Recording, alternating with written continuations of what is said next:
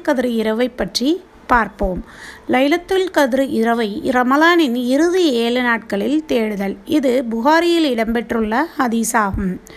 Abu Zayed ரலியல்லாஹு அன்ஹு அவர்கள் கூறியதாவது, நாங்கள் நபி ஸல்லல்லாஹு அலைஹி வஸல்லம் அவர்களுடன் ரமலானின் நடு10 நாட்களில் இக்திகாஃப் இருந்தோம்.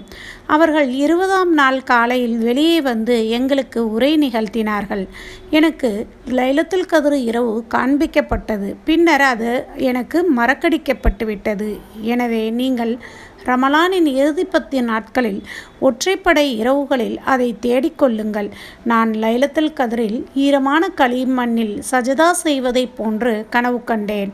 ஆகவே யார் என்னோடு இக்திகாஃப் இருந்தாரோ அவர் திரும்ப வரட்டும் என்றார்கள். நாங்கள் திரும்பச் சென்றோம். வானத்தின் ஒரு மெல்லிய மேகச்சிதறல் கூட அப்போது நாங்கள் காணவில்லை. திடீரென ஒரு மேகம் தோன்றி மழை பொழிந்தது. அதனால் பள்ளிவாசலின் கூரையில் தண்ணீர் ஒழுகியது. அந்த கூரை பேரீச்சை மட்டையால் அமைந்திருந்தது. தொழுகைக்கு இக்காமத் சொல்லப்பட்டதும் அல்லாஹுவின் தூதர் ஸல்லல்லாஹு அலைஹி வஸல்லம் அவர்கள் ஈரமான களிமண்ணில் சஜதா செய்யும் நிலையில் நான் கண்டேன். அவர்களின் நெற்றியில் களிமண்ணின் அடையாளத்தை நான் பார்த்தேன். இத்தகைய கண்ணியமிக்க இரவில் நாமும் நல்ல அமல்கள் புரிந்து இறைவனை நாடுவோம்.